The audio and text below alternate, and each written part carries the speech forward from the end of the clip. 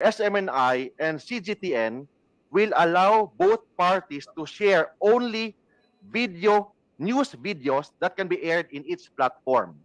CGTN has correspondents in different parts of the world, and through this partnership, they can also report SMNI, especially in international breaking news.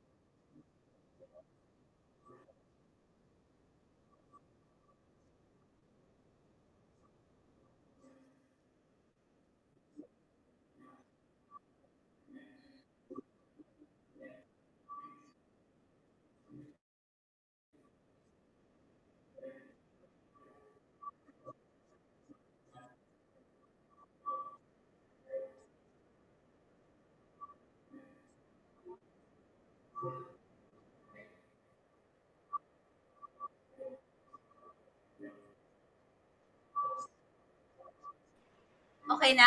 So, Hindi pa gumagalaw, ate. Hindi gumagalaw ang video.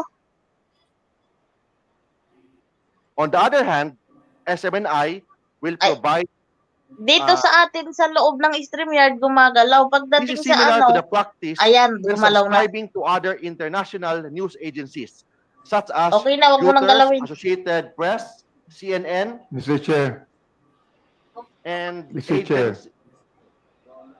Before Attorney Tolentino continues his statement, I just would like to remind him he's under oath. And therefore, he must speak the truth in this committee. okay na Because siya. if not, Okay, I'll be okay na po. Gumagana na. to move to make a motion to Yung live stream ng Congress ang kinuha Thank you niya. very much, Chair. Mr. Chair. Yes, before we let Attorney Opo. Tolentino No, continue, I opo. think in that meeting, if I recall Hello, correctly, Sir Louie. we can ask the Yung stenographers. sa Congress na yung ginamit niya. Hindi po niya sinabi Opo. that there were two separate agreements. Okay. Ang tanda ko po, ang sinabi niya, walang agreement yung CGTN with SMNI News at isa lang ang agreement na yun po ay yung sa Chinese Embassy at SMNI Foundation. Pero ngayon po, sinasabi po niya, dalawa po yung agreement. So please, to our stenographers, kindly check kung tama po yung recollection ko. Okay doon na, sa ate. Wag mo meeting nang ngayon. galawin. Kasi yun po ang tanda ko. So magkaiba po yung sinasabi ngayon na dalawa yung agreement, magkaiba rin yung sinasabi noong nakaraang hearing Ayan, na isa lang po yung agreement. Walang So, pero habang chinecheck po ng ating Okay lang yan, secretariat ate. May yan, mga ang mag-aanak mabuti na naman po, yan. humingi na lang po tayo ng kopya ng agreement ng SMNI News tsaka ng CGTN. But still, before the end of the meeting, I would like to read the transcribed version so that we will know if he really said that there were two o ang sabi niya doon sa meeting na yon ay isa lang po yung agreement. That's all, Mr. Chair. Mr. Chair, to expedite the situation, no, Mr. Chair. There was a request by the Honorable Chanco for copies of what you are reading, those two. May I ask the page to please get a copy of what Attorney Tolentino I have with is me, reading? May we have a copy while you're reading it? Mr. Chairman. Yes, Mr. Chairman. Thank you very much. Mr. Chairman, in the spirit Then, of the Honorable Dan in the Fernandez. spirit of fairness, may we allow the resource speaker to recollect his statement in the last hearing.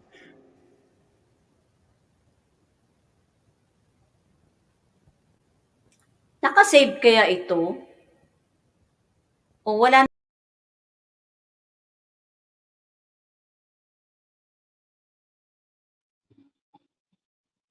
Hello? Ako na lang ang natira, ha? Anyari.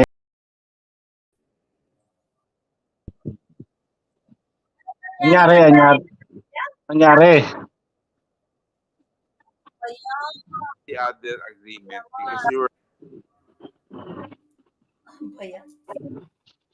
Tawagan na.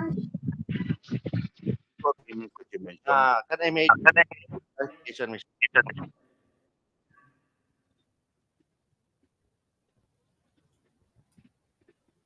Bakit nag-ano siya?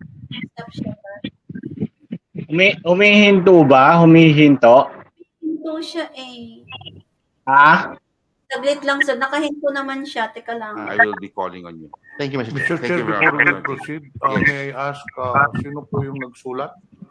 Dalawa yung kinontempo natin, si Celis and si Badoy. Yes, on Sino na po ba nagsulat requesting for reconsideration? well, We are still writing it. we are in the seat this morning of a letter from Eric Celis, and we will Nagkal ko na lahat yung mga ko. read this later. No, we will have to proceed with the hearing, Thank you, Mr. Chair. and after we have tackled, we will go to the portion where we will be discussing this. Thank you So, very much. Mr. Chair, for clarification purposes, we only have one letter at the moment. that has Yes, been we do discussed. have. We only have one. So, wala pa tayong letter coming from Badoy. Opo, wala pa po tayong Okay, letter thank you, doon. Mr. Chair. Thank you very much. So, the Honorable Toby, Para sa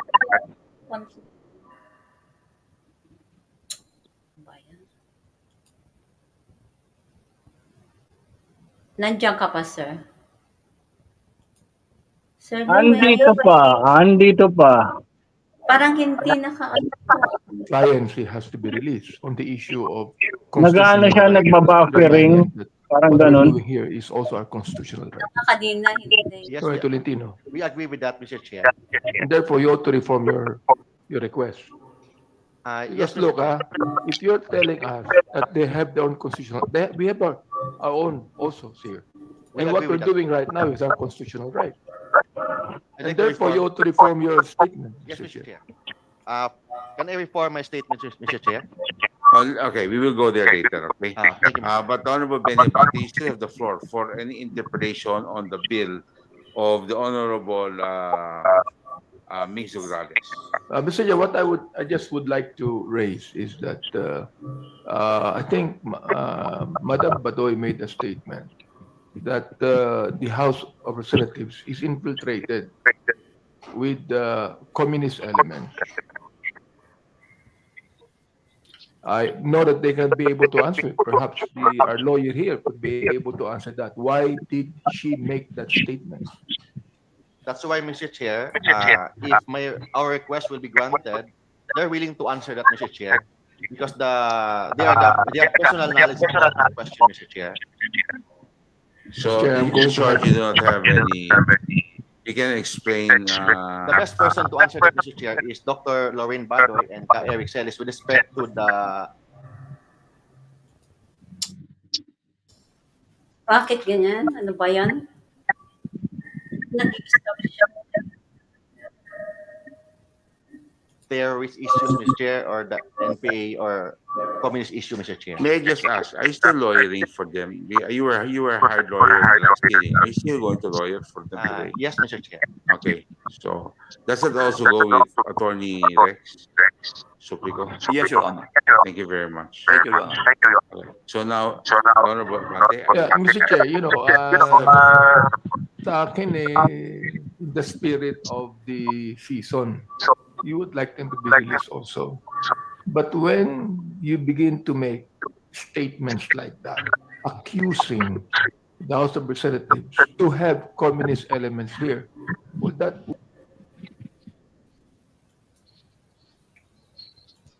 Wala na naman. would be a very big accusation that this House cannot accept, Mr. Chair. I'm going to continue later on with my interpellation. Thank you. thank you very much, Honorable Benny Abante. We now go to the third interpreter, the Honorable Daniel Manuel. Thank you, Mr. Chair. Magandang umaga po sa lahat. Magandang umaga. Yes, Mr. Chair, ang tanong ko ay related din dun sa partnership ng SMNI sa Chinese State Media Network na Chinese Global Television Network o CGTN. Mr. Chair, may ipapa-flash po sana tayo na ilan sa mga na-observe din natin regarding this partnership. Kasi meron pong isang tweet ang account na SMNI News sa platform na X, which is formerly Twitter, announcing this deal. Ang sabi po doon sa tweet, at ayun kung maaari po ay may flash din ito. And I quote, isang partnership deal ang nakatakdang isapinal sa pagitan ng SMNI News at ng China Global Television Network or CGTN para sa pagbabalita. End of quote. Tapos Mr. Chair, sa ilalim po nun ay yung link sa website ng SMNI News. That would be smninewschannel.com. Ito po ay na-tweet noong July 18, 2023. Ayan, may ifa-flash na po ba natin? Ayan. Sige, well, naantay po natin, Mr. Chair, para din na-explain ko ang nilalaman nitong nakita po natin. So,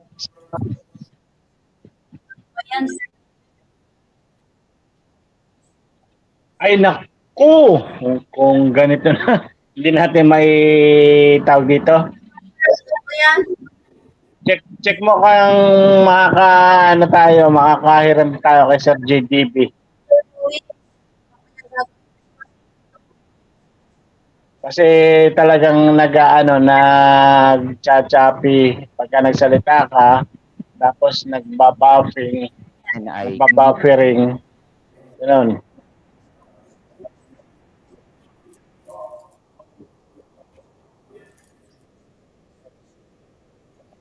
mga social media companies or platforms.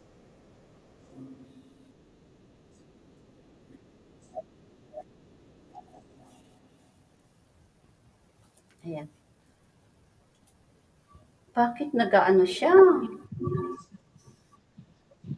Raul Manuel would say the link that he was saying was because most of our videos on our web before was hosted by YouTube. This is our YouTube. Magkagala lang muna ako, maghanap ako ng magandang ano. Kasi kanina yung college,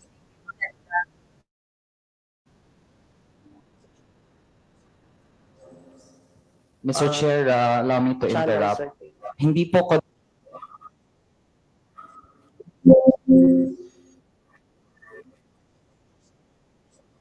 connected to, it would be SMNI that took it down. So ang tanong po natin, bakit hindi na available ang ganitong news item which is supposed to explain that tweet regarding the partnership of SMNI and CGTN? If I may, Mr. Chair. Is this your first time to attend the hearing, ma'am? I was here sa first hearing po. Not my first, Your Honor. Were you part of the group No, that received the oath? Just today, Mr. Chair. Okay.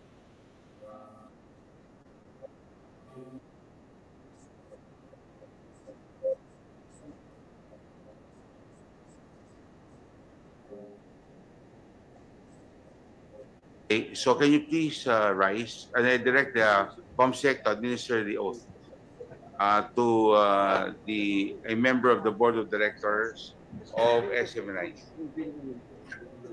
raise your right hand. Kung sino pa ho nandito na naimbitahan na galing po sa SMNI na bagong imbita, please sabay-sabay na po kayo tumayo. May I call on Miss Hannah Jane Sancho, Miss Christina San Pedro, Miss Lodevia Ayang, Miss Loris Lepo, and from the AMLAC we have Governor Eli Remolana. From the NLRC,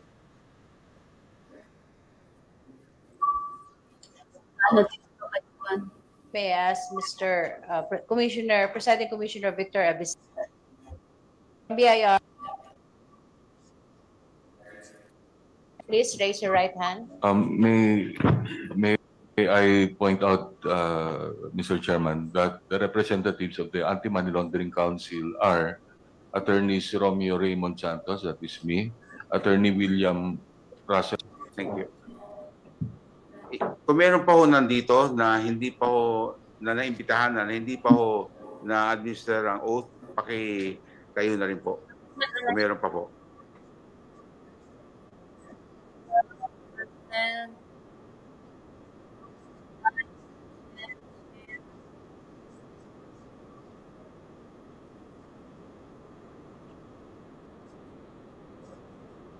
Taong bayan. Hindi dapat baliwala ang tiwala ng taong bayan. Ang mga lumalabag sa kanilang prangkisa, ang mga lumalabag sa tiwalang pinagkakaloob ng taong bayan ay dapat managot sa ilalim ng batas. Maraming salamat po. And let us start with our hearing.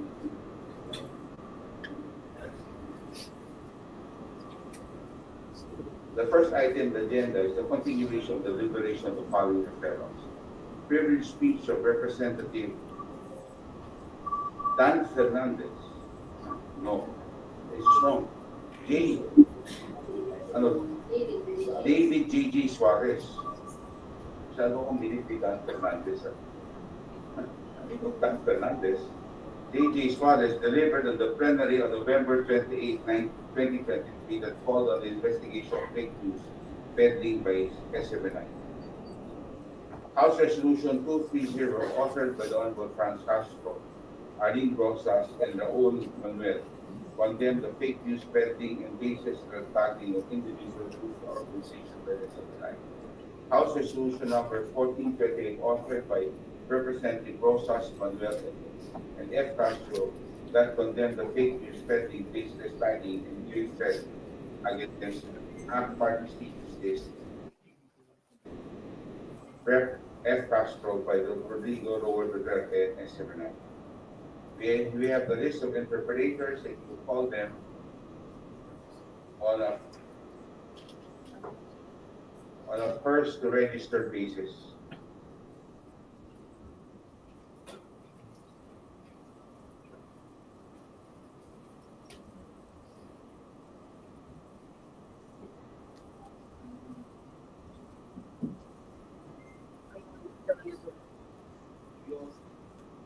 We also have the House Resolution, a resolution urging the National Telecommunication Commission to suspend the operations of Swara Sud Media Corporation, operating under the business name Sunshine Media Network, for violating the terms and conditions of this franchise under the Public Act number 1422, sponsored by the Honorable Margarita Attorney Biggs P. Gonzalez.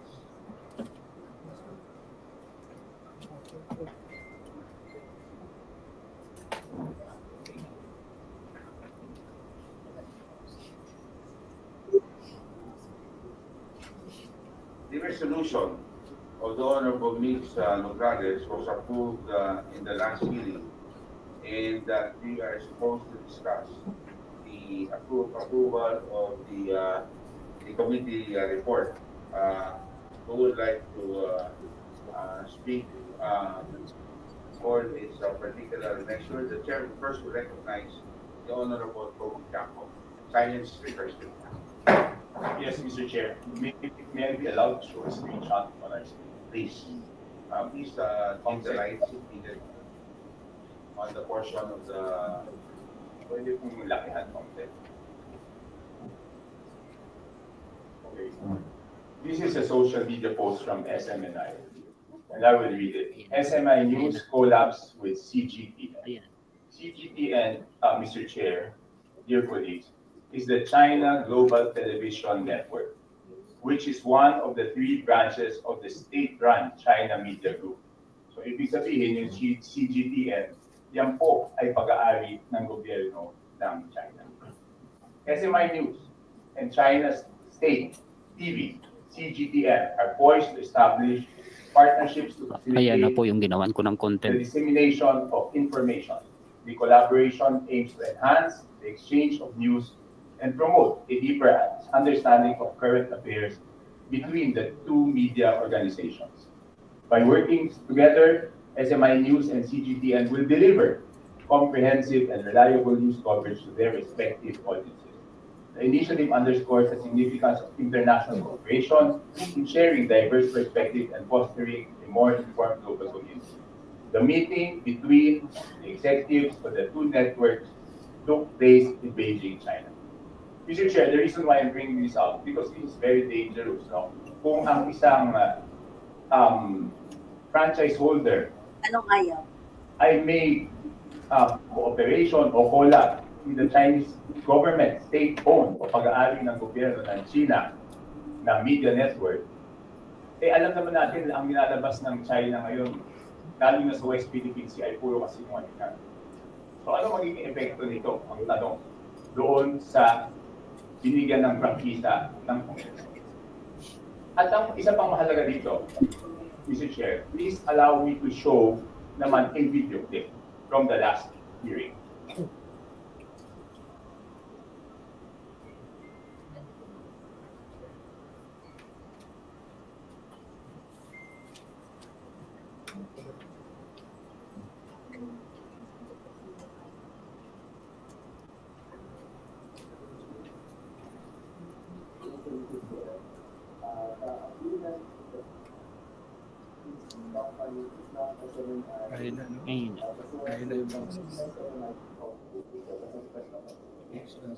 Pwede po kaya i-replay ulit tapos lakasan lang natin yung volume.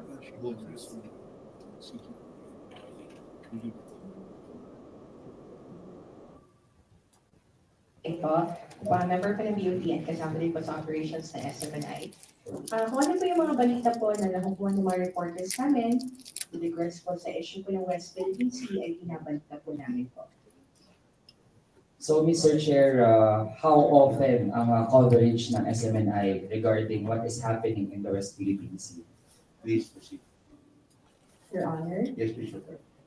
whenever may magkakaroon po ng press conference na pinapatawag po ang Department of Defense or Philippine Coast Guard in relations po sa West Philippine Sea, meron po tayong reporters po na nagko-cover and binabalita po nila on the same day. May mga beat reporters po tayo sa Defense, sa PCG po, lahat po ng areas na may concern po sa West Philippine Sea. Mr. Chair, would the SMNI agree na ang West Philippine Sea ay bahagi iyan ng teritoryo ng Pilipinas? Who will reply? Attorney Tolentino. Yes, Mr. Chair, we agree that West Philippine Sea is part of the Philippines. Now, Mr. Chair, with that, paano po natin matitiyak na ang coverage when it comes to this issue ay tunay na magiging aligned doon sa ating claims with the West Philippine Sea kung ang partner mismo ng SMNI ay isang media network na ito ay bahagi talaga mismo o ito ay pagmamayari ng Chinese government. Sama sa sinasabi ng ating director, hindi dinidiktahan ng SMNI kung ano yung news na ipapakita. But based only on the video, yaman ng video, same also yung ginagawa ng other media networks na mga subscribers. Kasi yung subscription kasi ng Reuters, yung agency of France, may bayad po yan. But with respect to CGTN, wala bayad po yan. So, yun ang pagkakaiba.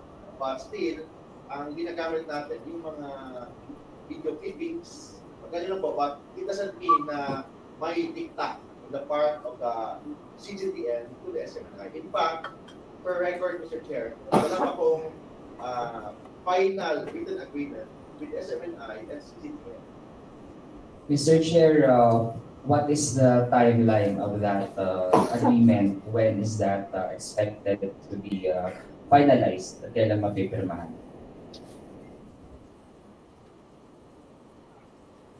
Who can reply? Attorney? Yes, ma'am. Thank you, Mr. Chair. For now, wala pa pong timeline itong usapin na ito sapagkat lumalalim po ang ating usapin sa West Philippine Sea. Can SMNI elaborate on that, Mr.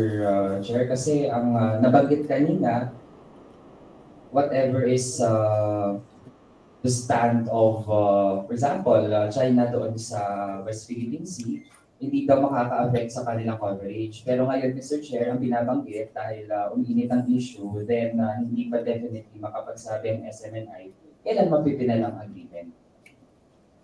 Katulad po ng sinabi ko, Mr. Chair. Yes, please. Yes po. Katulad ng sinabi ko po kanina, wala pa po final date dahil hindi pa po kami ulit na kikipag-usap sa CGTN kung kailan po ito maisasapilan. Kaya po aming mga palita ay isasapilan. Sige, Mr. Chair, kasi ang naging tweet mismo ng SMNI News, ang pinakita natin kanina, sabi po doon, the partnership deal is set to be finalized. And ang date po nun ay July 18, 2023. So Mr. Chair, ilang buwan na rin ang lumipas, kaya I think it is timely for us to ask, no? Kasi nga ang involved dito ay ang patuloy na operations ng SMNI, and we have the right to know kung kailan talaga ma-finalize ang ganitong agreement, kung ito naman ay tititigan talaga ng SMNI na matuloy. Yes, the last meeting with the executive of SMNI and China State Navy, the CGTN, was last July 2023. But still, we are still in the process of negotiation. It's not yet final. Hopefully, as soon as possible, as long as wala po ma-violate na law, na ating batas, we will agree. But assuming na may violation of the law, we will not sign any agreement with the TV-CGTN. That's why we would like to undertake na yung SMNI, we will follow all the laws and the Philippine Constitution with respect to this agreement. Na Mr. Chair, ang kasunod po natin na magiging tanong, no? Dahil ang SMNI, as we have observed, naging part ng kanyang pag-present ng mga balita, whether totoo man o hindi, ay ang pag-red tag sa iba't ibang mga tao. Mr. Chair, concerned ang ating mga mangingisda na nandyan sa area na malapit sa West Philippine Sea. Dahil sila sa totoo lang, mahal nila ang bayan, tapos ang astig dyan ay aside sa territory natin, kabuhayan nila. Now, Mr. Chair, they are very bothered with this kind of partnership dahil kapag halimbawa sila ay nagsalita in defense of the West Philippine Sea, paano sila i-cover ng SMNI kung ganon kasama ang tingin sa mga taong nagpapaabot lamang ng kanilang mga hinaing. We fear that if ever lumala ang nangyayari sa West Philippine Sea, baka sila pa ay i-red tag ng SMNI, tatawagin mga kalaban ng bayan. When in fact, what they are doing is actually in service of the goals of our country. Does that, are you asking for a reply? Yes. We believe, Mr. Chair, that there is no red tagging. We never practice red tagging. And in fact, wala po sa batas ang red tagging, Mr. Chair. So, so ang sinasabi ninyo, hindi rin yung red tag. Never. Then you follow it up by, there is no law Yes, Mr. Chair. that describes red tagging or defines red tagging. Yes. Mr. Chair, meron na pong mga bahagi ng ating judicial branch na nag-define ng red tagging. We have Associate Justice Marvick Yonel, nandiyan din ang Manila Regional Trial Court. So, Mr. Chair, andyan na rin po ang mga definitions. And Mr. Chair, isa nga ito sa mga mabibigat na usapin natin kasi itong nangyayaring red tagging, totoo at real siya na nangyayari. So, hindi natin matanggapin hanggang ngayon ay dinedenay ng network na ginagawa niya ito. Kasi napakarami na pong mga independent outlets and even other fact-checking agencies na nagsasabi na nagre-red tag ang SMNI. Halimbawa, Mr. Chair, so actually, maliban dun sa issue nga, di ba, ng pagre-red tag sa mga defenders din ng West Philippine Sea, ay napakarami ding mga usapin pa. For example, Mr. Chair, we have Vera Files na nag-fact check ng isa sa mga claims ni Lorraine Baloy Partosa. Ang sabi po nila ay, for example, we have Jonathan De Santos na isang officer, actually chairperson ng National Union of Journalists of the Philippines, Mr. Chair. So supposedly, if SMNI claims that it is a legitimate media organization, then dapat katuwang niya at pinoprotektahan din niya ang kanyang kapwa media. And right now, they are even appealing to other media outlets to defend its freedom of expression. Pero Mr. Chair, inabuso ng SMNI ang kanyang freedom of expression to the point na pati media ay nire-red-tag nila. So, Mr. Chair, meron po ba tayong resource person mula sa, for example, media practitioners natin? Hello, Sir Francis A. Wala, baka tulog na si Ate Pia. Mr. Chair, meron po bang from like, media practitioners? Yes. Yes. Can you already reply? Kasi we will have to move. We're still discussing the bill of the Honorable Nograles. That's the committee report. So we will have to wind up already. So that we can move on to the other questions. Okay. Yes, please. Mr. Chair. Yes. Mr. Chair. Mr. Chair. Honorable Clarify Nograles, I'm sorry, lang, ma'am. resolution pa po, hindi po being moved ko, resolution po. Yes. Resolution po. Sinasabi mo kasi Mr. Chair bill, hindi po bill. My apologies. The resolution Congress. authored by the Honorable Nograles. My apologies. We now proceed, please. Yun din ang tanong ni si Sir Gaya. Mr. Chair, 1.8. I was asking if meron pong mga resource person tayo from like media practitioners or media. Yes, sir. Baka nakatulog na. Please. Mr. Chair, we all Pero anong oras na? Ay, oo. Last the question of the Honorable Baunanwel to our in-house consultant for broadcast operations. Cindy Sonsa. Naka-beauty rest si Ate Pia siguro.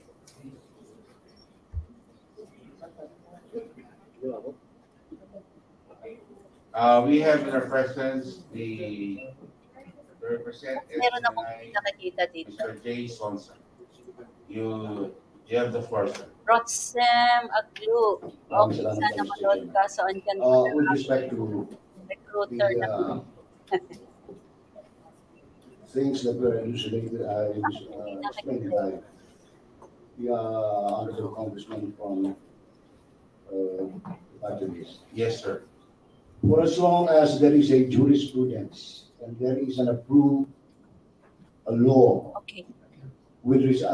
pertaining to red tag, I'm sure any and all media practitioners will follow it. In the meantime, that there are no laws or what he was mentioning were independent opinions of some associate justices. Mahirap pong pangunahan namin ang ating Supreme Court, ang House of Representatives, ang Senate. Si Jason, na gagawa kami ng bagay na hindi naman naayon as we were simply, if there are, kung meron po kayong naisip na na-red tag kayo, perhaps it was simply because there were descriptions which were pronounced by the very Anti-Terrorism Council. But it is not because it was a personal or a network practice to red tag you. Pero tinitiyak ko po sa inyo, kapag ka may batas na bawal yung ganon, susunod po kami. Maraming salamat po. Kaya nga, Sir Francis, di ba, Mr. Chair, to nag-tag sa kanila respond kundi and to, si ano naman yung talagang nag-ano we have dyan three sa branches of government. si Joma, yung pinaka-pinuno nila While noon. sa atin po, Mr. Chair, we filed a bill to criminalize red tagging. Habang wala pa po yan, hindi ibig sabihin na wala tayong gagawin kapag nangyayari ito. And in fact, kaya natin sinasalang ang mga resolution, ang isang resolution and other resolutions at mga batas. Panukalang batas dito. Dahil gusto nating mapanagot ang mga actually supposedly nasa media, pero sila din ay nasa forefront ng red tagging na ang batayan nito, Mr. Chair, ay maraming kasinungalingan. Kasi napakadaling maghabi ng kasinungalingan. We can have 1,000 versions of lies. Pero ang katotohanan po kasi, Mr. Chair, nag-iisa lang yan. At yan ang mahirap na gawin. At yan ay dapat ipagkatiwala natin sa mga credible media organizations. And as we can see right now, SMNI is a huge exception. Hindi lamang sa journalistic standards, pero sa paano ina-uphold ang katotohanan, Mr. Chair. Kaya with that, given the detrimental effects of what SMNI is doing, hindi lamang sa mga kababayan natin na nagpapahayag, mayroong mga advocacies, pero may implications na rin sa national sovereignty natin, Mr. Chair, with this partnership na as we can see, parang hindi nga rin talaga lubos na madepensahan dahil tinake out na ang sarili nilang news item. So that's why kailangan talaga, Mr. Chair, merong managot dun sa mga maling ginagawa. That would be all for now. Thank you.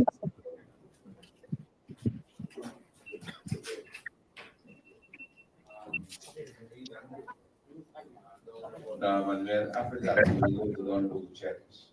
But before that, the chair would like to recognize the new members that entered the hall after the roll call was made. Of course, the chair would like to recognize the Honorable David J. Suarez of the 2nd District of Quezon, the Honorable Edsel Galeos of the 2nd District of Cebu. He is in senior level. Of course, I saw the Honorable Derby Luis Pro of the 2nd District of Batangas. Welcome, ma'am. Honorable Daphne Lagon of the 4th District of Cebu. Welcome to my neighbor. The Honorable Jeff Ponghun, the 2nd District of Zambales. To the equally good-looking representative of the city of Parañaque, the Honorable Congressman Edwin Olivares. Thank you for coming. Of course, to the Honorable Christian Unabia of the 1st District, Misamis Oriental, and last but not least, to the hardworking honorable member of this Congress from the 2nd District of Marikina City who promised to be here after the BICAM. And I hope the budgets have improved. The Honorable Stella Luz Kimbo, the 2nd District of Marikina City. Welcome, ma'am. And yes, I was ma'am, anong atin? On the Honorable Alan P. Anong atin? Sir, welcome. Pinapakinggan ko yung sinasabi ng red tagging daw. Nandun pa rin. Sa kanila mismo na nanggaling yan. Nakatawag dito. Nakadikit na nga yung tenga ko. Ay, ang sabi ko nga, di ba si Joma na parang pangalan sa kanila I understand you represented SMNI in Beijing in July this year to talk about the part. Mamaya na tayo magbigay ng komento pag please further elaborate on the details of this partnership between these two networks. Thank you, Mr. Chair. SMNI is collaborating with China's state media CGTN following executives meeting in Beijing, China in July 2023. Nag-usap po kami kasi in-invite po kami nila doon sa pag-cover ng games. Yun yung parang unang usapan na magkaroon kami ng collaboration na makahingi kami ng mga videos ng mga palaro doon at may balita dito sa atin. sa Pilipinas.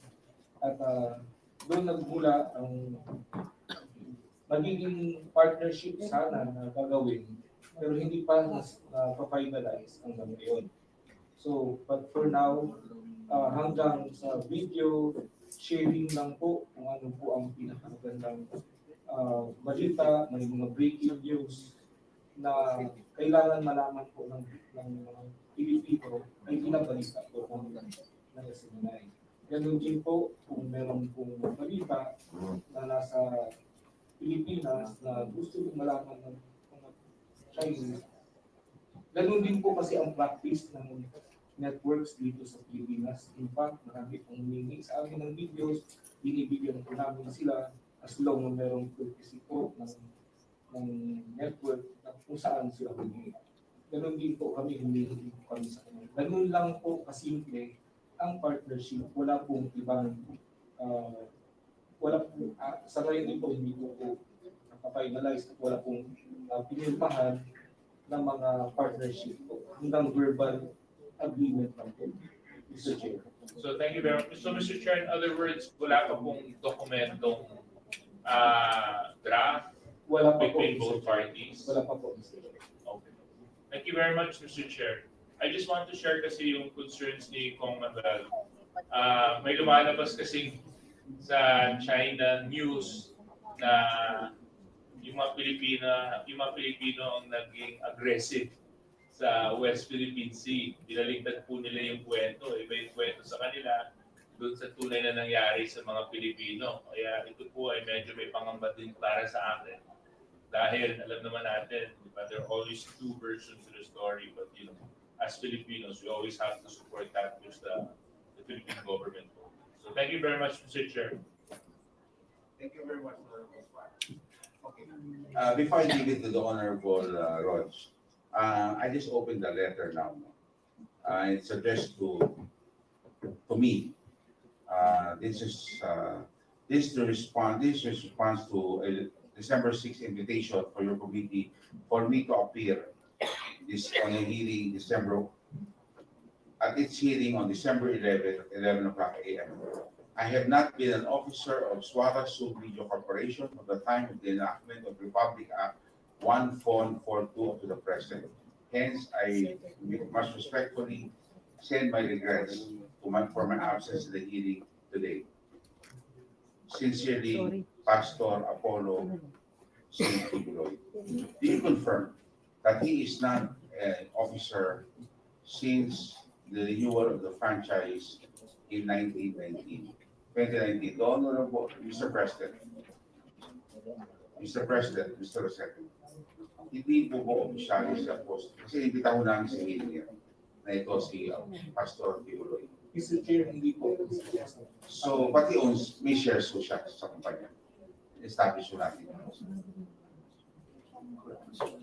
Yes, thank you, Mr. Chair. yes, Attorney, I be recognized. so people, you're recognized. Your Honor, in 2018, Pastor Apollo owned 1.5% of the stock holdings of Swara Sub Media Corporation.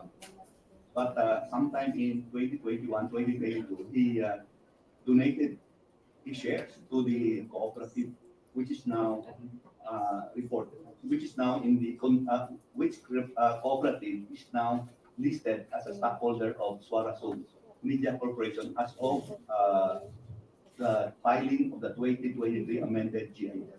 When did in 2020, wala na po ba si Pastor Tibuloy? 2020, he was still a Officer.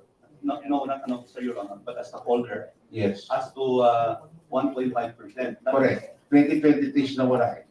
2020, sometime in 2022, Your Honor. Okay. So, kaya nga, pag report sa 2020, wala na po yung pangalan niya. That's correct, Your Honor. And he has 0 shares in SMNI or Swara Yes. Sub? At the moment, yes, Your Honor. No shares. No share. Okay. Under his name. Yes, Your Honor. But if he is a member of the cooperative or any other company, then he will still have his shares. He is not a member of the cooperative. Ay, nag-load siya. He's not also a member. He's not also a director of any of the other corporations that involved in the Seoul, half of the Seoul Corporation? Yes, Your Honor, he's not. He's not. Yes, Your Honor, he's not. So in any form, shape, or manner, he's not an owner. That is correct, Your Honor. Okay. Are you feeling better now? Because last hearing, you had to run the clinic. Are you okay? Well, I'm monitoring my BP, Your Honor. Okay. So I hope you're okay. Thank you, Your Honor. Yes. Sorry. Yes, the Honorable Kimbo. Yes, in the last hearing, I made a manifestation that based on the GIS, Mr. Apollo Kibalumi was listed as ultimate beneficial owner. I believe until 2021. So can we hear a confirmation Well, they, from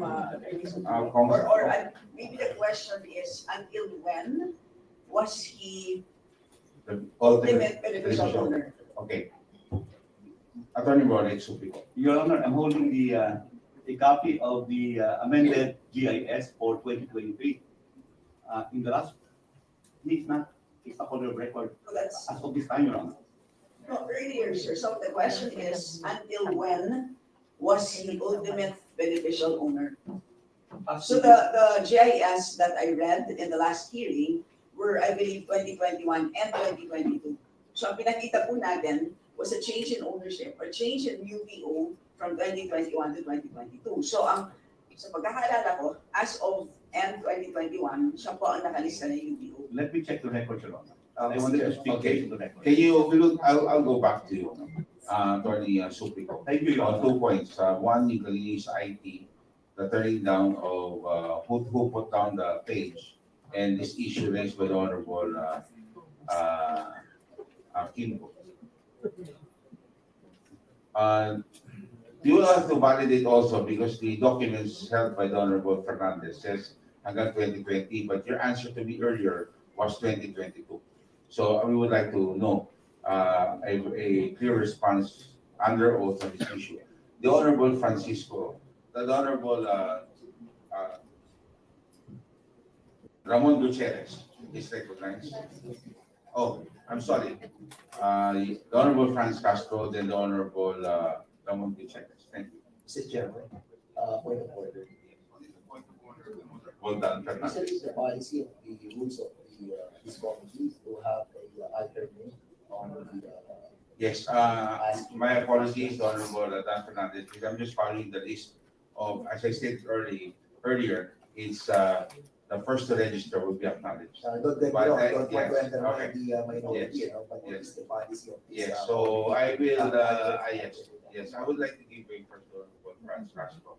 Then if the Honorable Gutierrez will give way to you, then we will go for it, okay? As a senior member Kasi of it. majority, Kasi majority are. Because but you will have to put your name.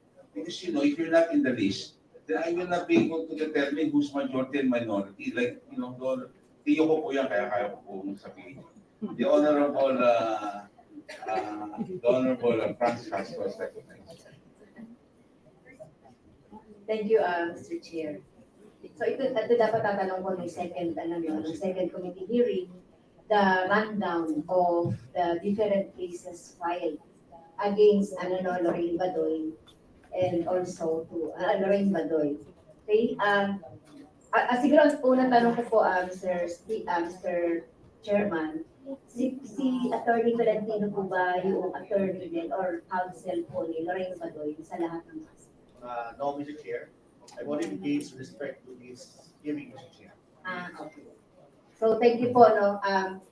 Siguro for the for the information ng ating committee, ina-rundown ko lang po yung ilan sa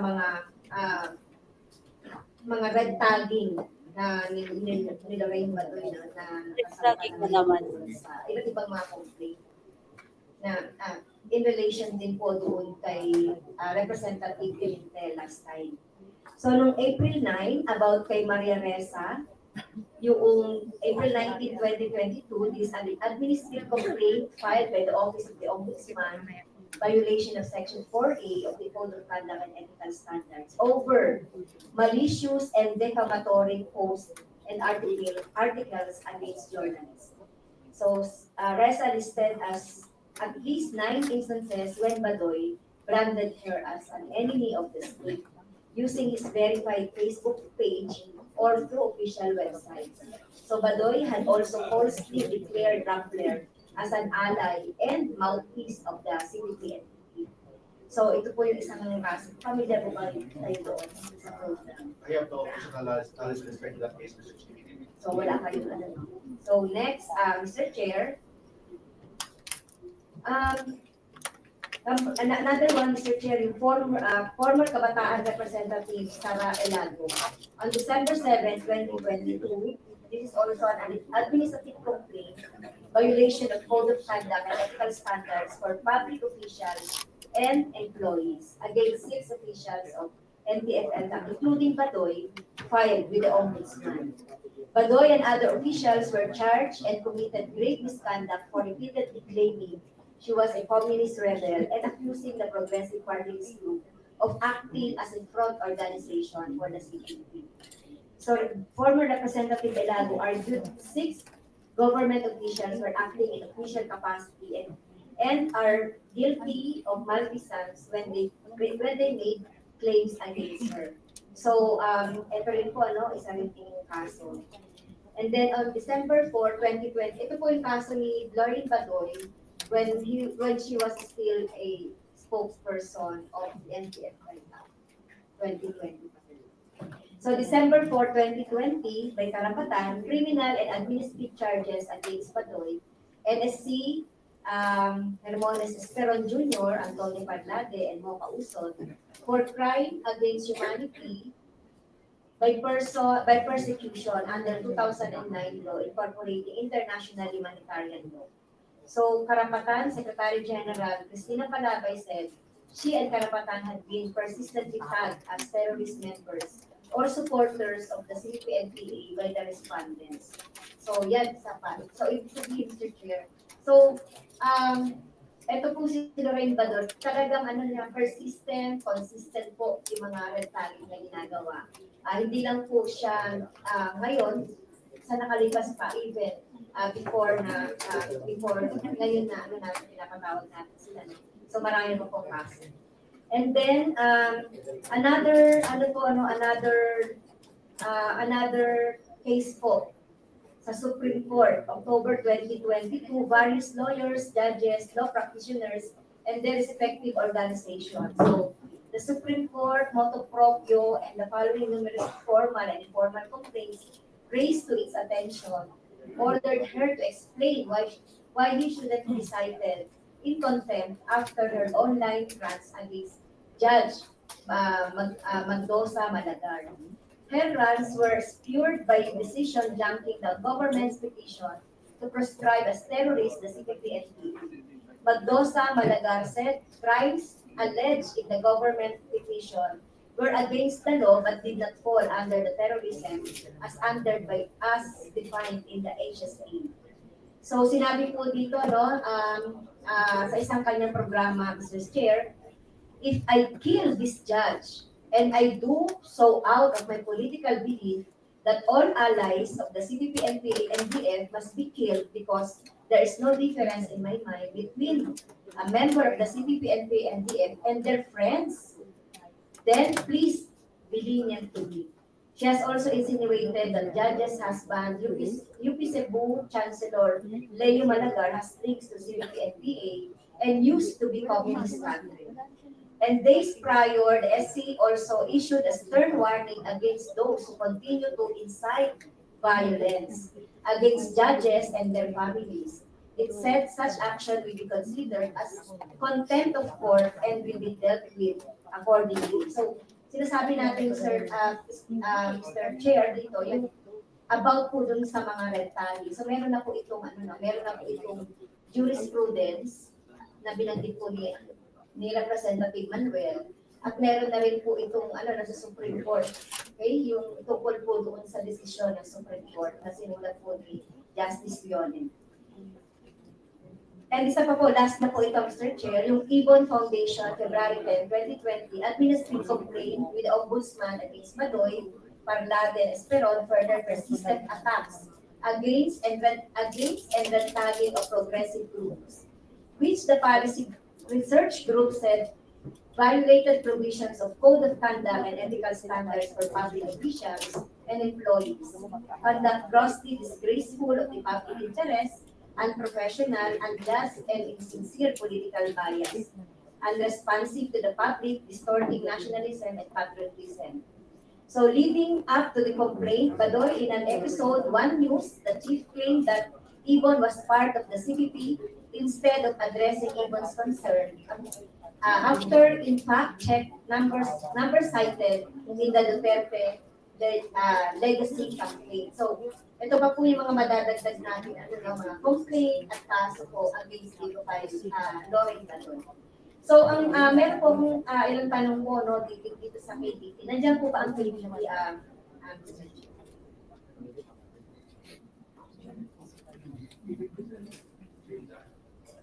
Yes, meron pa po akong mga ilan pang question po. Ayun, sinabi ko lang po yung mga ano po, ilan pang mga kaso, Mr. Chair. So, ito ang sinasakang, kasi dun po sa mga binabroadcast po, no, ng ni Lorraine Badoy at saka Ay, nako. sa kanilang mga pagsinungaling, unconfirm na mga report. So, gusto ko lang po siguro matanong, maybe it's NEC, KBP, at saka kung meron din po dito at MTRCP, Mr. Chair. So, ang unang pong tanong, bakit po di pwede ang mga side comments expressing personal opinion sa isang news program? So, pwede po ba ang KBP na sumagot doon? Mr. Chair. That provision was included in the Code of Ethics of KBP so that the public is not misled between a news and a commentary. So there should be at least a separator between a news item and the commentary, or the personal board specifies that that is a comment. As a disclosure, Mr. Chair, this provision is under review with the KBP because of the changing style of commentators and newscasters. But the important thing is there should be a distinction between a comment and a news item. Thank you, Mr. Chair. So isa pa pong tanong, doon po sa tatlong agency natin kung sino po yung nakakapag, whether it is true or false, so pwede na rin pong explain. So, after airing information provided by a confidential source, quote unquote, an effort should be first made to look for a source who can identify or who can elaborate the information provided by the confidential source. So, is it true or false po? Mr. Chair. Mr. Chair? May I be allowed to answer? Yes, please. It is good practice to have independent verification. The verification of news from a informant, it should not be standalone. Ethics demand and good media practice demands that you make an independent verification from sources outside of the informant. Thank you po, sa KBP. And then, ito rin po, true or false then, explain. Rumors or gossips shall not be aired in guise of news, using terms like anonymous source, confidential source, or unknown source, shall not justify the airing of rumors and gossips, especially in news program. That's correct, Your Honor. So, it is true po.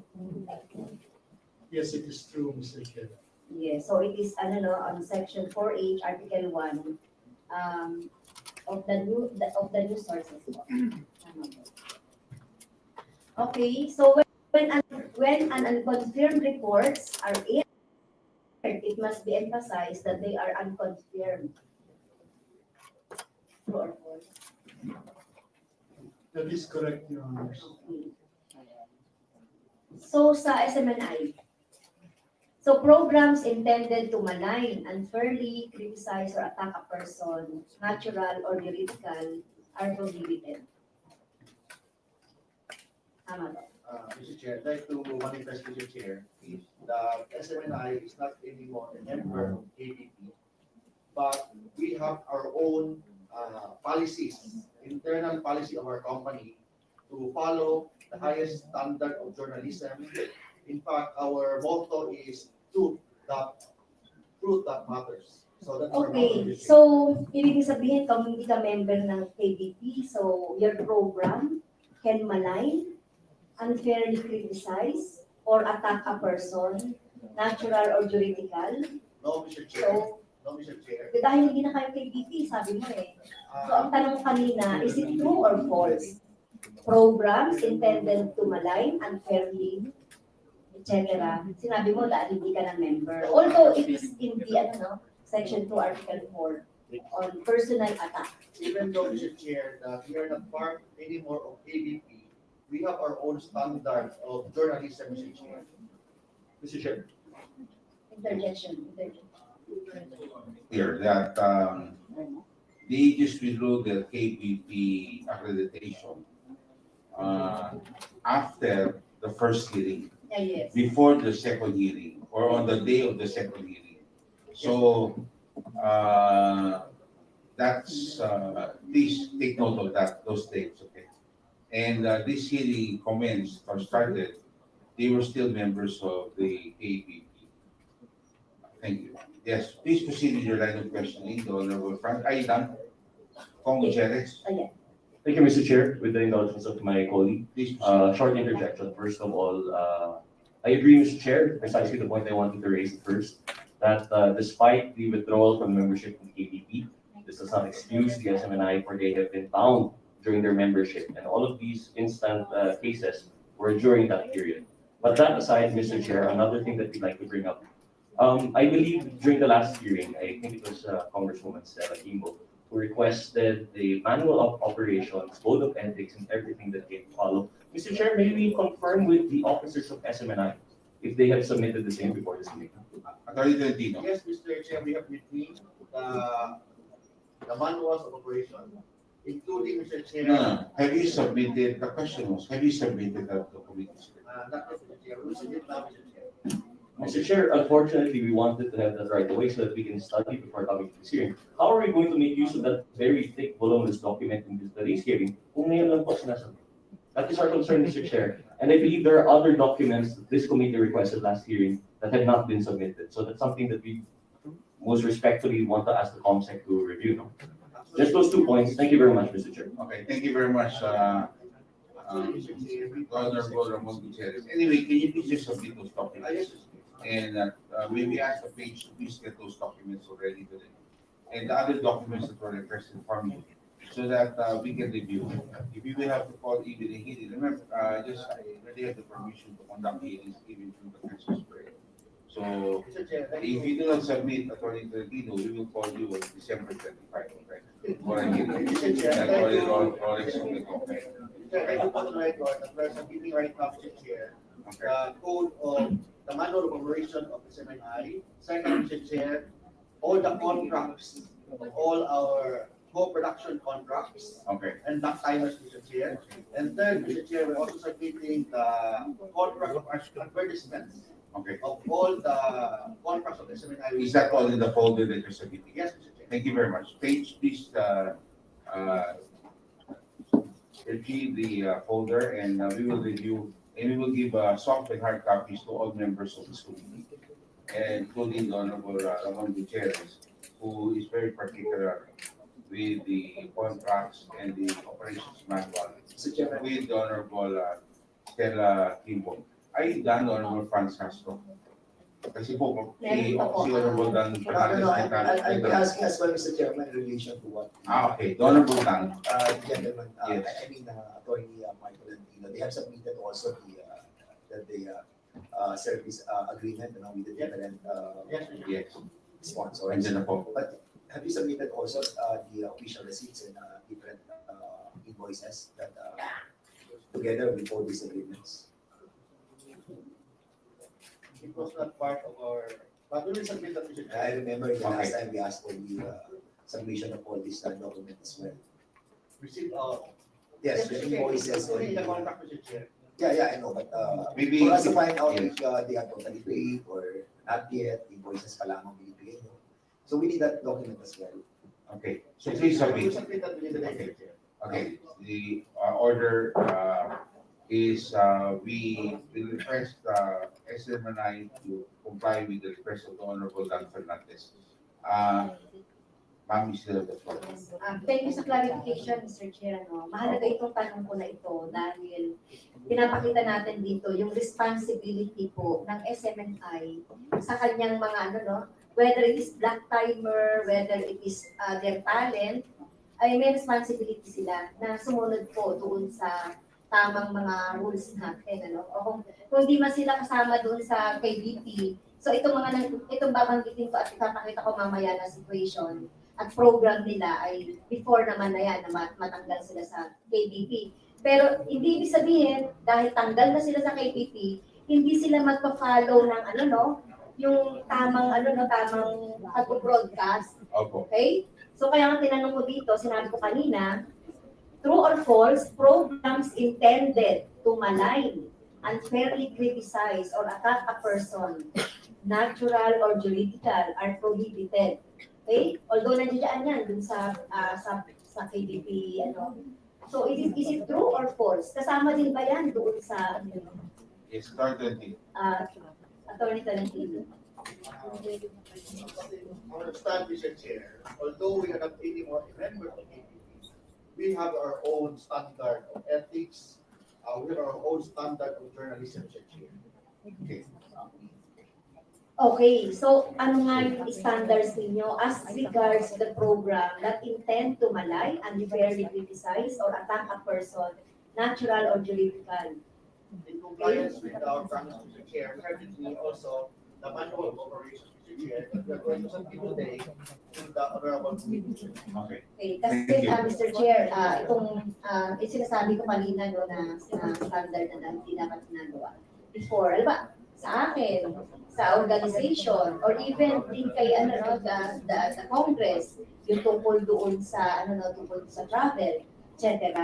So kailangan ay makita natin yung ng SMNI as regards to this. Itong mga sinasabi natin pagmamalay. Okay. Meron po last na, Mr. Chair, may pakita ko lang sa inyo yung isang program nila, yung Laban sa Bayan, kaugnay dun sa pagmamalay sa akin. Yes, at pagbibigay sa akin ng Can we hear the video? Especially the Honorable Castro. Please leave the light.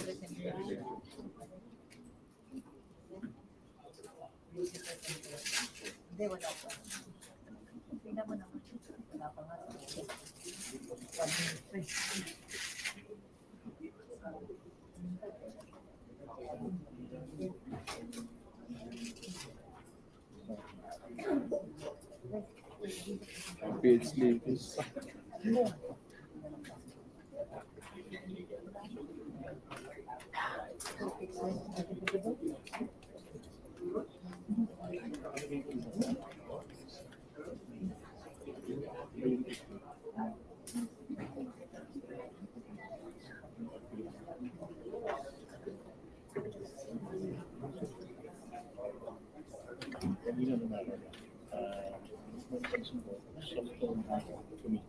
Meron yatang Mr. Chair? Sir Chair, meron yatang technical problem?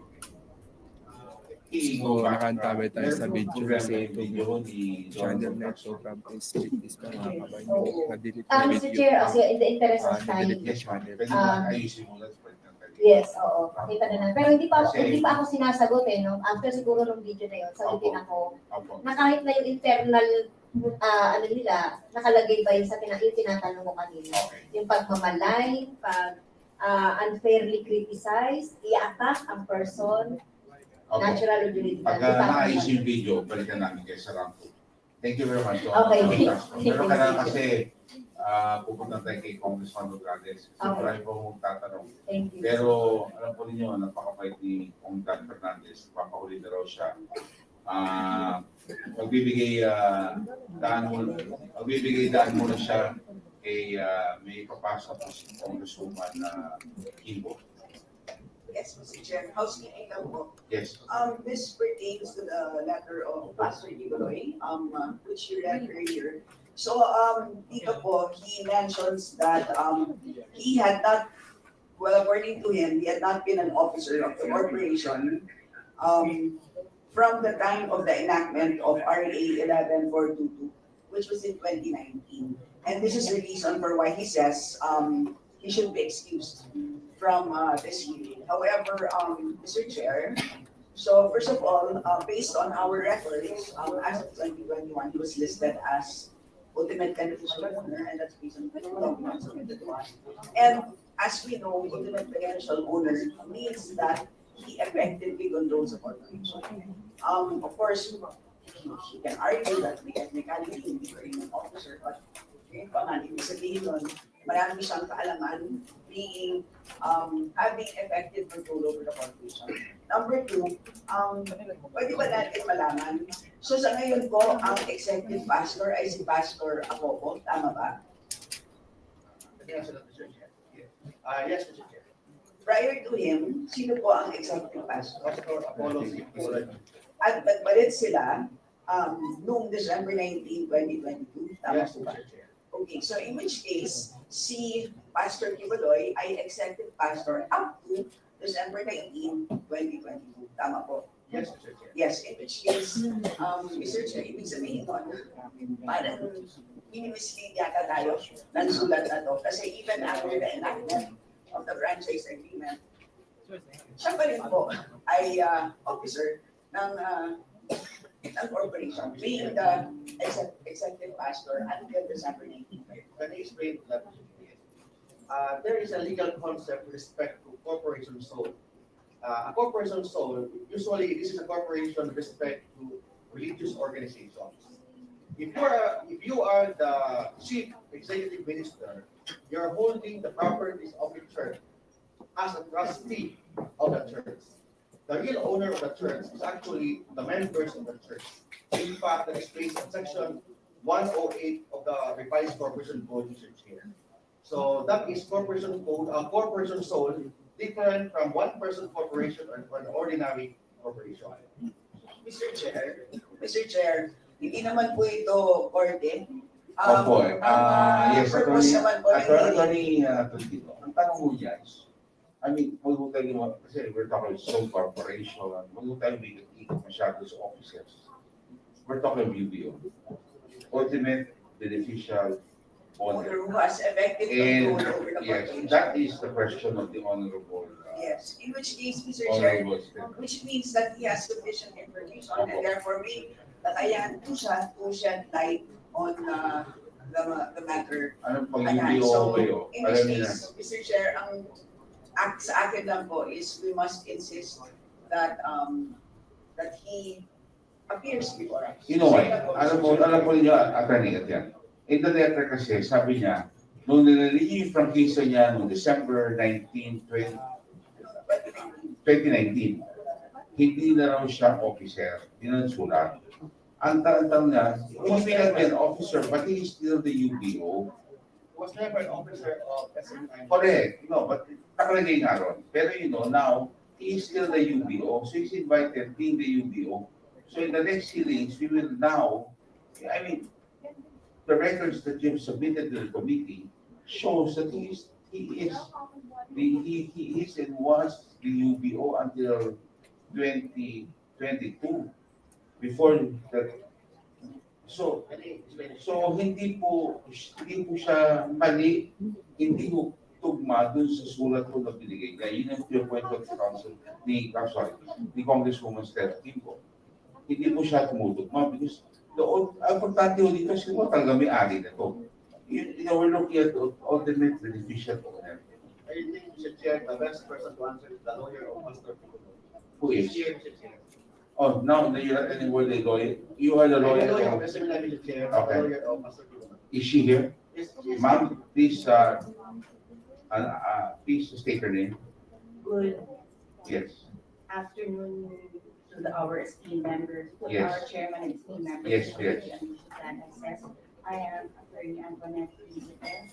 I am the counsel and representative of Pastor Triboloy, and I was tasked specifically to furnish this honorable committee with that letter that you have read a while ago, Your Honor. Okay. So my question is, wait, before that, were you present in the previous hearings?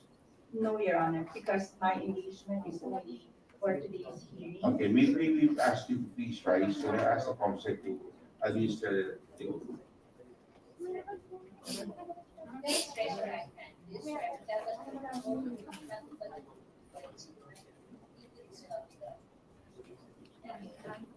Okay, so thank you very much for serving the letter, which now has opened another set of questions. And the proposition of the Honorable Kingo is that there's an inconsistency of the content of the letter and now the documents that you submitted before this committee, especially the GIS of 2022 and 2023. She's now going into just a comparison. Can you please reply? Is it inconsistent or not? Your Honor, I'm afraid I'm not able to answer that question intelligently because when I had a meeting with Pastor Triboloy last December 8th, we only had a very brief discussion. He received the letter which came from this committee on the evening of December 7th, and we had a very short meeting on December 8th. And inasmuch as it was a very long weekend holiday, he does not have the documents. He has no access to such documents, so we cannot answer that intelligently.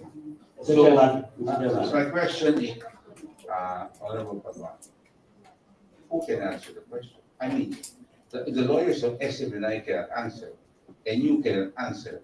Then who will now answer the questions raised by the Honorable Kingo? Attorney Tolentino. I think, Mr. Chair, if the committee will allow, can we ask the SEC, Mr. Chair, to explain what is the purpose of so all about? Mr. Chairman, no. That's not the matter. Yes, wait. The Honorable Padua, Honorable Kingo, are you going to give way to the Honorable Padua? Yes. Yes, of course. The Honorable Padua. Thank you, Mr. Chairman. Mr. Chairman, the lawyer is Pastor Kibulo is present. But yung trabaho nila is to just submit to us the letter of to the invitation of this committee. And I think sinabi niya wala siyang knowledge. And the letter of Pastor Kibulo, it's up to the committee if we will accept or not. Diba? And we cannot question the details from the lawyer because in the first place, nasagot nga, hindi niya may detalye, hindi niya alam ang detalye. So, Mr. Chairman, it's up to the committee, to the chair, to decide whether in the next hearing, we still invite Pastor Kibuloy. Because it's up to us to decide. Okay, thank you very much. We will decide that later. Thank you very much, Honorable Paduano. So, because the only reason why I acknowledge your ma'am was because I don't think you said to acknowledge, requested that you will answer the questions being raised by the Honorable Kimbo. Now, you can also answer the same questions being raised by the Honorable Kimbo. So we're still left in a quandary as to his being the UBO, which we're really interested in. The Honorable Yes, so Mr. Chair, I will simplify my questions. Yes, please on the letter. The letter says I've not been an officer of the corporation from the time of the enactment of the RA, so that's 2019. Hence, I must respectfully send my regrets for my absence in the hearing today. So, ang sinasabi pa dito sa liham ay dahil hindi daw siya officer, wala siyang sufficient na information and therefore hindi na siya a-appear ngayong araw. Yun bang ibig sabihin nun? Ipaliwanag nila. Yes, yun na yan. Yes. Yes or no lang? Para madali. Yes or no? yes, because he's not an officer and the invitation states. So sa tama, it has to do with not having sufficient information. Correct. Okay. However, it is very clear based on our documents, and I will furnish you a copy, that he is or he was ultimate beneficial owner at April 29, 2021, which is beyond the enactment of the RA, which is 2019, okay? And as ultimate beneficial owner, he has effective control over the corporation. Now, will you agree with me that having effective control over a corporation, would you have sufficient information about the corporation? With due respect to the Yes chair. or no only, if you have Due respect. effective control over a corporation, any corporation, if person X has effective control over corporation Y, does person X have sufficient information about corporation Y? With due respect to the chairman and members of the committee, as I said, the engagement of Pastor Tiboloy to this representation was solely. I am asking about person X and corporation Y.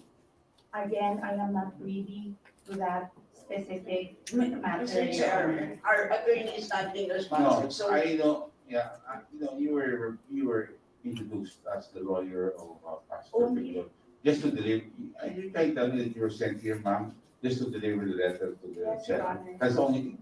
You're not Because, supposed to answer any question. Yes, Your Honor, because the Pastor Tiboloy respects the today's proceedings, despite the very short period of time was given when he received the invitation.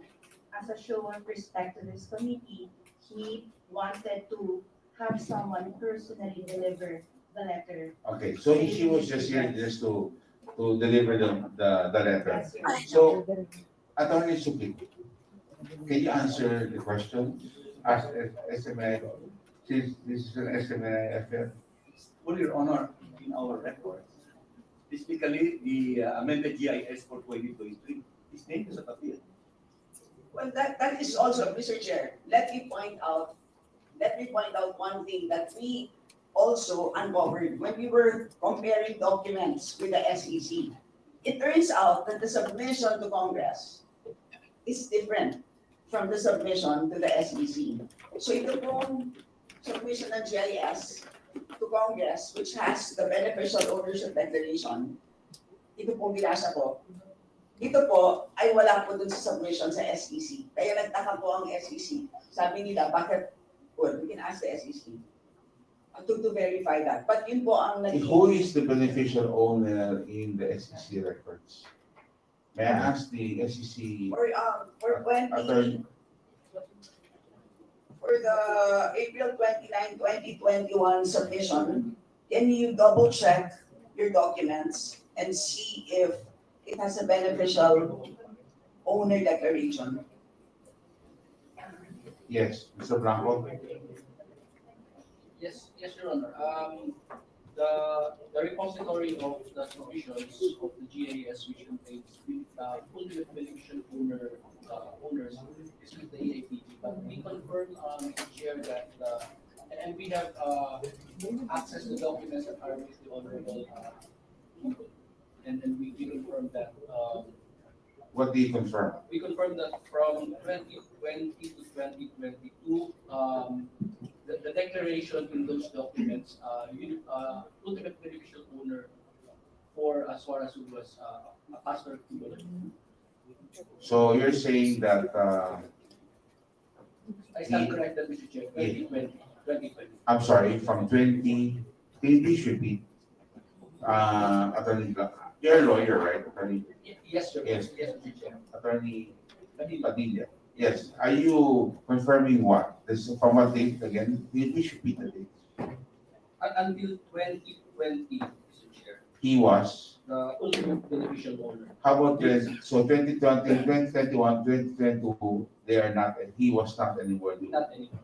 Sir Chair, The Honorable Kimbo. in 2021, exactly on April 29, 2021, they submitted exactly the same Who? SMI. SMNI, Oh. And declaring the same, that that Pastor Tiboloy is still. was the ultimate beneficial owner. So, yes, Attorney Padilla. So it would appear, Mr. Chair, that the honorable team was correct, that we have different documents. What I was saying earlier. So now there's that confirmation that the document submitted before the SEC is different from the document submitted before this honorable committee. For the information of SMNI. I don't think that's something that can be refuted anymore unless you will say that the other, I mean, Maybe Mr. Chair, may pagkakamali sa file sa House of Congress. But based on our record, Mr. Chair, only 2020 days. these are notarized documents of Benny. Yes, maybe. So we will call now the notary public and we will go there. Baka umabot na tayo na New Year.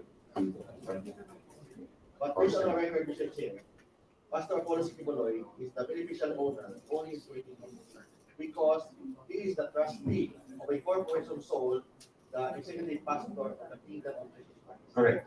Because per description of the SEC, Mr. Chair, letter B, D, and I, Mr. Chair, only natural person should be included with the beneficiary. That's why the name of Apollo people was there. Actually, our intent is that the corporation sold the executive pastor of the Kingdom of Jesus Christ, who is the trustee, is Pastor Apollo, and he is not the trustor or the real owner. Well, I mean, you know, we can rumble jumble the whole thing, but the bottom line is who is the UBO? Yeah, the UBO is very good, and SEC has stated that earlier. Honorable Kimbo, anyway, Honorable Kimbo, we will continue with the line. Are you really giving already? Do you still have a question? No, I'm just saying that these are notarized documents. Yes. And so the April 29, 2021 notarized GIS clearly states the UBO is Pastor. And that there is a now. And my bottom line, Mr. Chair, is simply that it's, taking away all of these legalistic Yes. concepts. All bottom line lang naman is that meron naman siyang sufficienteng kaalaman. Ang gusto lang naman talaga natin is shed light on the matter. Yun lang po. I just would like to ask a question. Ano lang diretso lang ang sagot at iba yung sinabi nyo sa SEC, iba ang sinabi nyo sa committee. Ano po totoo? Yung totoo po yung sa SEC. So pay ko yun nandito. Hindi man pay ko. Maybe nagkamali yung nag-file po. Hindi na to. Maraming salamat po. Thank you. Doon lang po tayo. Salamat po. Thank you. Okay. But nonetheless, 2020 is still beyond 2019, Yes. which is the enactment. I know what, mas kinapahan mo natin i-justify yan. Iba pa rin po yung sinasabi po sa sulat. Iba rin po yung yun ang punto ko ni the Honorable Kibo. But we will go back to that. Yes, Honorable Toby Campo before the Honorable Dan Fernandez. I just would like to emphasize that this is, I've been allowing all of these interpellation questions to shed light before we go to the discussion. We're already discussing the bill of the resolution, the Honorable Nogales. But we will just try to get some clarification, especially issues that were not raised in the last hearing before we go into the vote of the committee report. Yes, the Honorable Toby Campo. Mr. Chair, it's not as simple as sinasabi ko ni Attorney Tolentino na nagkamali because these are both sworn statements. Correct. So meron isa doon na nagsinungaling. Correct. Very simple. We cannot take it as na nagkamali. Correct. So I just want to manifest it. Thank you very much, Honorable Toby Campo. Mr. Chair, Mr. Chair, can I just manifest something? Wait, let me take this first. The Honorable Kibo. I'm going to re-invite the Pastor Apollo Kibuloy. We will Next year. we will re-invite. Yes. Okay, thank you. The Honorable J.J. Suarez, the Honorable Dan Fernandez. Yes, Mr. Chair, I just want to share the sentiments of Congressman Chanco regarding this revelation. Hindi po pwede na iba yung sinasabit nyo sa SEC tapos iba yung sinasabit nyo dito sa Congress. Because it's supposed to be one and the same. Those are sworn affidavit, notarized documents. And then you have just now admitted na nagkamali kayo ng submission dito.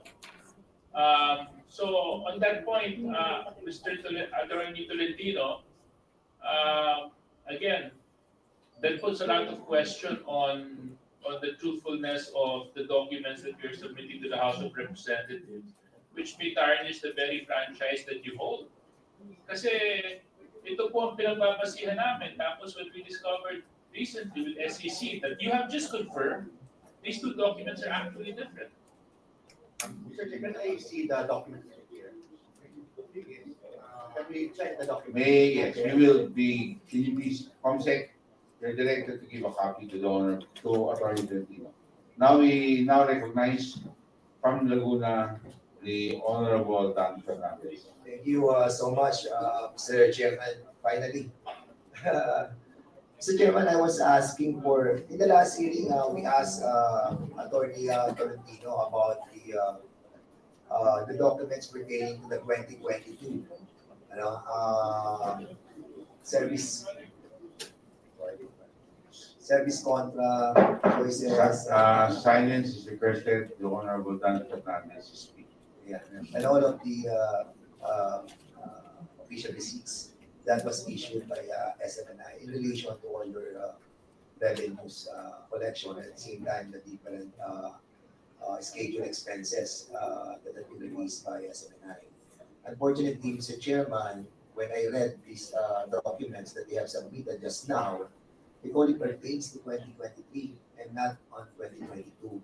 Thereby, we will be having problem with what we have discussed recently. I hope that you're listening, Attorney Mayor. So, can we kindly show yung issues that I am pertaining to? Siguro, yung pong 2020, tinanong ko na po ito nung last hearing. At tinanong po namin kung saan po nanggaling yung breakdown ng revenue po ninyo noong 2022.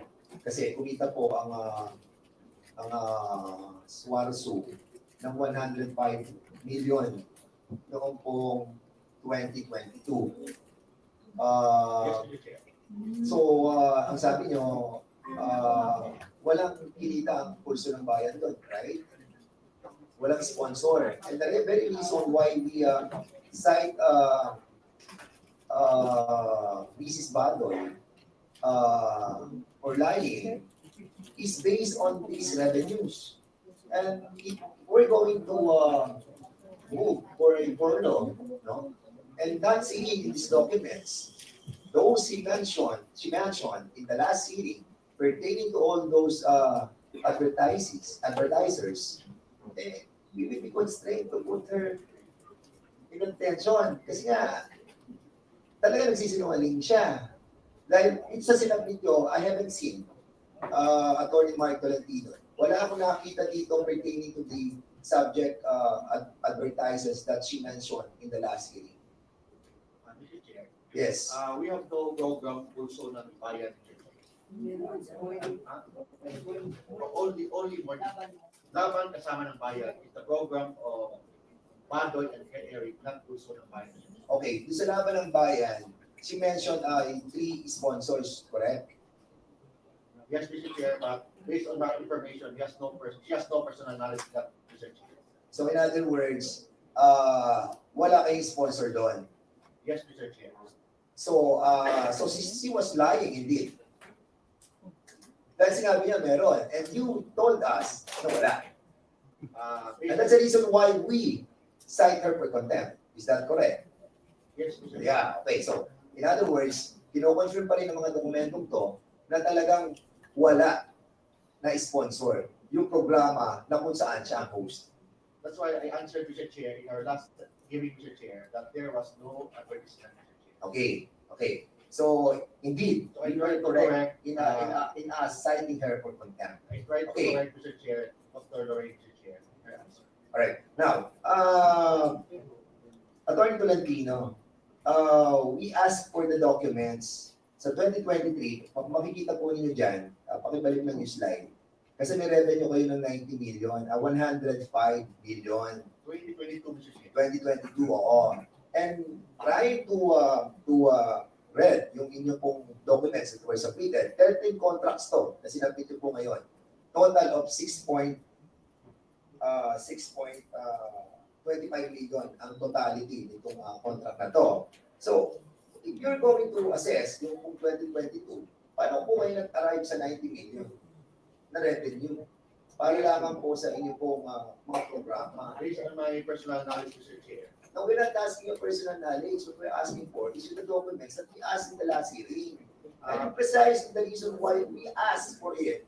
Because we wanted to find out saan ang galing itong perang ito. That's why, Mr. Chair, we submit that within the day, Mr. Chair, with respect to the. Yes, you submitted is an agreement on 2023, not on 2022. We're asking for the 2022, 2021, but you gave us 2023. And today, paano namin, well, kung lang, nabasa ko yung tatlo. Nakuha ko yung total, 6.25. Meron kayong kontrata, 100, 900, 135, total ng 6.25 million for the year 2023. We are talking about 2022. And the total ng 2022 is 105 million. Explain to us, yung sinasabi ko, explain to us the scheduled expenses and revenue that you have undergone. Kasi hindi po natin mako-comprehend kung saan galing itong perang to. And as long as you are keeping those documents, there is a presumption that this money came from a polluted source. Give us the benefit of the doubt that this does not come from a polluted source. Otherwise, it will be construed to think that this is something that came from that. Mr. Chair, the best person to answer that is our CFO, Mr. Chair. Who is the CFO? Miss NGAYON, Mr. Chair. Is she here?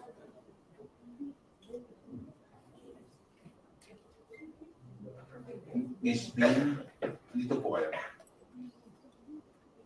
Please reply. Andito po siya. Kayo po. Mr. Chair, unfortunately, she tested positive for COVID yesterday. Chairman, and was better. So, okay. It seems that you are evading this kind of questioning regarding the source of your revenue. And we really don't want to mention words that is so hurtful. Dahil kung titignan mo to, at bibigyan nyo kami ng agreement like this, pero agreement, hindi nagmamatch doon sa 90 million o sa 105 million %. It's hard for us to analyze. Di ba? And even the BIR, they're basing your taxable amount based on your audited financial statement. They're not basing on the detailed. Kasi tayo ang hinihingi namin, but you're not giving us detail. And we cannot really compute even your salaries. Yung production tingnan niyo yung program and production expenses nyo ng 2022, nag-jump siya ng 15 million. Explain to us. Saan nagpunta yung pera, saan yung ginamit yung pera niya from 1.3? Suddenly, nag-jump kayo ng 15 million. Mr. Chair, I just received with you, Mr. Chair. Yes. The Swarasuk Media Corporation sales journal, Mr. Chair. I sent this to the Honorable Committee, Mr. Chair. O yan, kaya nga, the same thing, isasabit nyo ngayon. Paano ko naman magbasa yan? Hindi na ako magtatanong. So, anyway, isabit nyo na rin po sa amin. So, magiging basis na rin po namin yan. And can we ask the BIR? Andito naman po ang BIR, yung RP79, please. Hindi, wala nga yung CFO nila eh. Okay. We have invited the CFO. No, the CFO was, the CFO is not here. Attorney, I mentioned the CFO last year.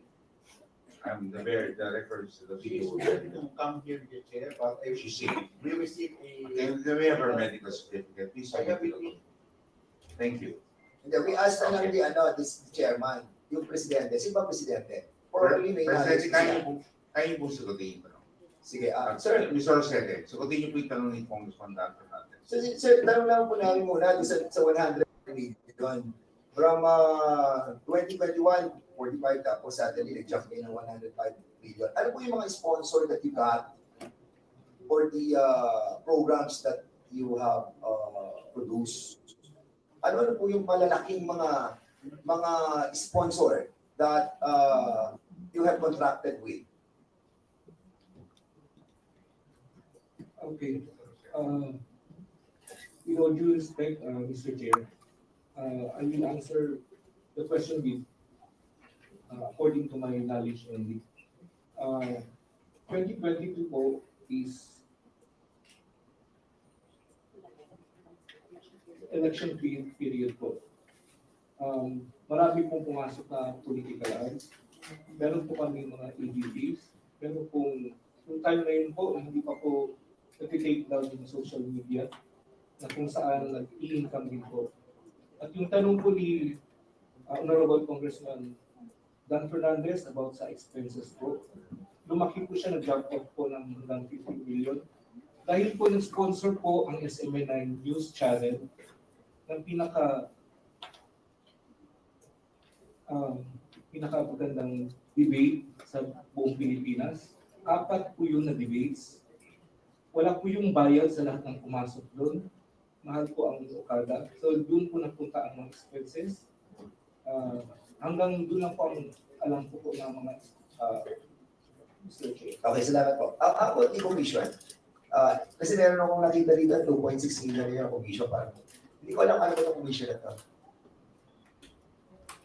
Kasi po, meron po nag-sponsor, tapos meron po silang agent. So yun ang commission nila. May Okay, commission po punta sila. tayo sa susunod na page. Tingnan po natin yung susunod na slide. Pero submit to us, all the documents pertaining doon sa expenses niyo for the salaries Yes, program Mr. and production expenses. Dito na medyo napansin ko lang yung advertising and promotion niyo. Meron kayong ginastos sa 12.1 million. Samantala noong 2021, 810 lang yung ginastos niyo. So what is this 12.1 million sa advertising and promotion? Do you advertise as a media? So gumagamit na po kayo ng advertisement and promotion for this programs. What is this all about? Mr. Chair, hindi ko po masagot yung exact na tanong po. Okay, yung sa fuel and oil naman po ninyo.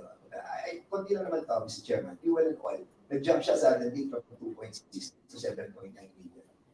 You have other source of transportation like helicopter or No, kasi po, nung time na yun, nagkaroon po kami ng additional na marked vehicle po para sa... Pero, Mr. Chairman, no, yung ganito malaki na jump from 2.6 to 7.9 is not believable kung gagamitin mo lamang yung mga vehicle na ordinary sasakyan.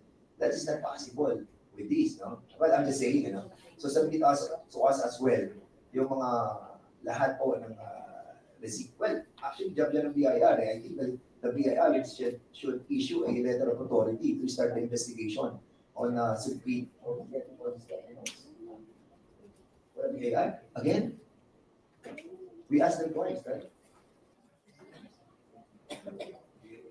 Once, okay. Sir, yun lang po pagdating po dito sa, pagdating po sa,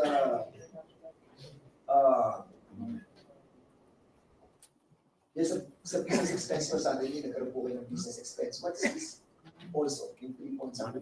Kaya nakikita mo yung sa business expense mo. Pero kayo dyan bigla kayo nagkaroon ng 3 points. Ano po ba yan?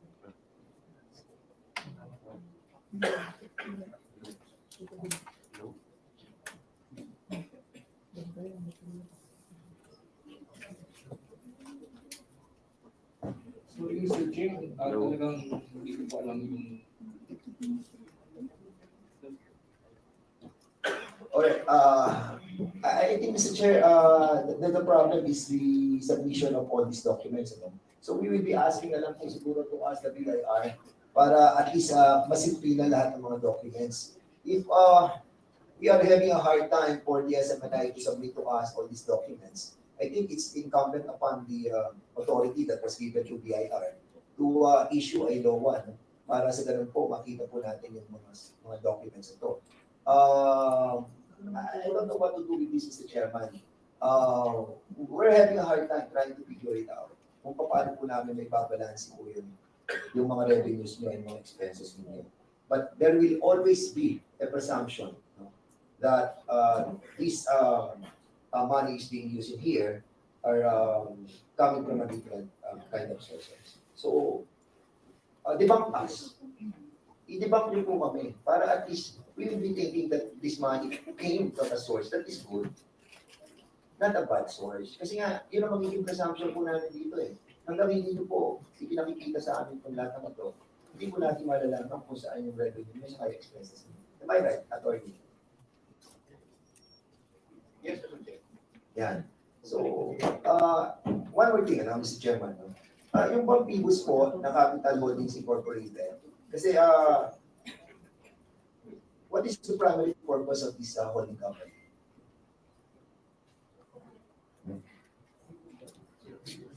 Sige.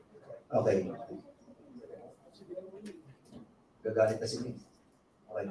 Okay, so with the gadgets of my colleagues here, siguro i-reserve ko na lang po yung katanungan sa susunod na lang po at nagsalita. Ate, sandali, ikon ko muna to. And with respect to our sponsor and resolution. So I'll be heading to the next line of questioning in the next round. Maraming salamat. Nasa ba yan? Thank you very much. Ate Lily. Sana po may submit na po finally sa atin. We're giving them another week para isubmit po lahat yung document. Thank you very much. Ha? Okay. We will be calling you again. The next speaker, the Honorable Ramon Gutierrez. Thank you, Mr. Chair. Mr. Chair, my question for in relation to the software so filed by Commissioner Madranes would have supposedly revolved around Mr. Celis and Mr. Madranes. Understandably, they're not here given the other matters that they have to attend to. So, Mr. Chair, in that case, I guess we may ask the Ate Lily, Sir Roger, mag-i-end live na po ako, lumipat po tayo kay Reaction TV. Ibababa ko yung link dito para I'd like to makalimutan ask niya. the convener, si Attorney Domingo of MAD, if they could quickly just give us a rundown of Lipat na lang the po tayo. Ibababa ko po yung link just to para refresh our lumipat po memories. tayo Let me know, doon. Mr. Chair, if there are pending cases of Ito fake po news, yung red link. tagging, libel against Mr. Celis and si Ms. Blanco. Thank you, Congressman. I was not actually recognized by the COMSEC when she mentioned the resource persons. So, Our apologies. Ibababa ko po tong link dito para lumipat po tayo doon kay Reaction. the common denominator here of all this. So mag-i-end cases live that na we po have ako. filed, Maraming we are salamat. committed, Eric yes, Cabads, to Roger representatives Evans, Yes, sir. Ate would be Lily. the red tagging. Lipat po tayo doon Well, dito sa link there na is no, judicial pakiclick na lang po definition itong of link red na tagging. nandyan. But other Maraming pong statutes salamat sa lahat. cover red tagging in its own. No? Yes, Attorney Domingo.